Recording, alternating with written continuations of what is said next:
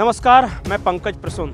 दोस्तों, जिस वक्त मैं ये वीडियो बना रहा हूँ, थोड़ी देर पहले राष्ट्रीय जनता दल के एक और विधायक भारतीय जनता पार्टी में शामिल हो गए हैं। नाम है भरत बिंद। ये कैमूर के भभुआ से विधायक हैं और अब तक राष्ट्रीय जनता दल के 3 और कांग्रेस के कुल 3 विधायक यानी कुल 6 विधायक भारतीय जनता पार्टी में शामिल हो चुके हैं। जब से नीतीश कुमार ने पलटी मारी है उसके बाद से, तो अगर भारतीय जनता पार्टी का स्ट्रेंथ 6 बढ़ गया है तो वो बिहार में सबसे बड़ी पार्टी हो गई है। राष्ट्रीय जनता दल के सर्कल में एक मैसेज घूम रहा है, वो ये कि 4 मार्च को नीतीश कुमार विदेश दौरे पर जाएंगे, 10 मार्च को वो विदेश दौरे से वापस आएंगे और तब तक शायद वो मुख्यमंत्री न रहे। मुझे नहीं पता ये सच्चाई है या नहीं, लेकिन जिस तरह विधायकों के टूटकर आने का सिलसिला जारी है और उनके बीजेपी में शामिल होने का सिलसिला जारी है, उसके बाद बिहार में कई लोगों के कान खड़े हो गए हैं। कुछ लोग तो ये भी कहते हैं कि लोकसभा चुनाव के बाद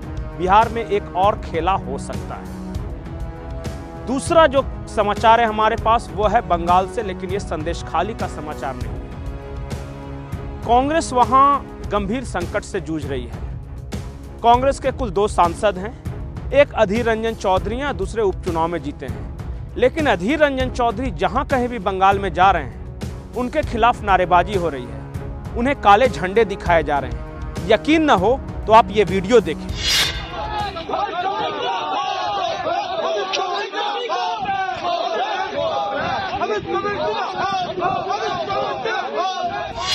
ये वीडियो उस वक्त का है जब वो संदेश खाली जाने की कोशिश कर रहे थे या संदेश खाली के मुद्दे पर विरोध प्रदर्शन कर रहे थे। बंगाल के लोग कांग्रेस से बेहद नाराज हैं। इसलिए नाराज नहीं है कि अधीर रंजन चौधरी ने कुछ गलती की है, बल्कि इसलिए नाराज हैं कि कांग्रेस के शीर्ष नेतृत्व में से किसी ने भी संदेश खाली पर अब तक एक शब्द नहीं बोला।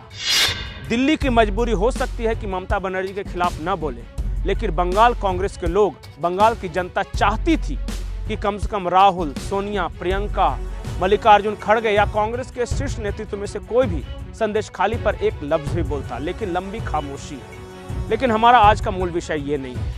हमारा आज का मूल विषय एक गंभीर है, और वो इस लिहाज से गंभीर कि कई सालों बाद भारत के एक शहर में बम ब्लास्ट हुआ है। कौन सा वो शहर है, कितने लोग घायल हैं, ये सारी डिटेल्स आपको दूंगा। लेकिन उससे पहले आप हमारे चैनल को सब्सक्राइब कर लें, इस वीडियो को लाइक कर लें। दोस्तों, जिस वक्त मैं वीडियो बना रहा हूं, कर्नाटक की राजधानी बेंगलुरु के एक कैफे में बम धमाका हुआ है। कैफे का नाम है रामेश्वरम कैफे, और इलाका जहां पे यह कैफे स्थित है उसे व्हाइटफील्ड इलाका कहा जाता है। और जिस वक्त ये धमाका हुआ उस कैफे में बहुत सारी महिलाएं थी, बच्चे थे, लोग वहां पे थे, और अचानक ये बम ब्लास्ट होता है। और अब तक जो जानकारी हमारे पास मिली है, 4 लोग बुरी तरह घायल हैं इस बम धमाके में। इस बम धमाके के बाद पूरे एरिया को कॉर्डन ऑफ कर दिया गया है। जांच की जा रही है कि इस धमाके की वजह क्या रही। चारों घायलों को, जो अभी तक 4 बताया गया है, उन्हें पास के अस्पताल में भर्ती कराया गया है। लेकिन सवाल ये नहीं है कि बेंगलोर में धमाका क्यों हुआ, सवाल ये है कि कर्नाटक में आजकल क्या हो रहा है। इसी कर्नाटक में कुछ दिनों पहले एक कांग्रेस के सांसद जीते जिनका नाम था नासिर हसन, और उनकी जीत के बाद पाकिस्तान जिंदाबाद के नारे लगाए गए। कांग्रेस ने डिनाई किया।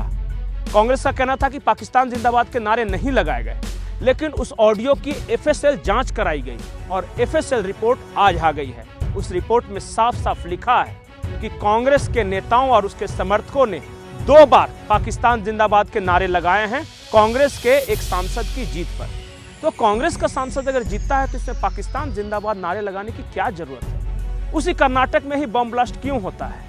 उसी कर्नाटक में जो सैकड़ों सालों से चला रही एक परंपरा थी, पंचायत भवन पे एक हनुमान जी का झंडा लगता था, उस झंडे को क्यों हटा दिया गया। क्या कांग्रेस की सरकार सही में हिंदुओं के विरोध में अब खुलकर सामने आ रही है।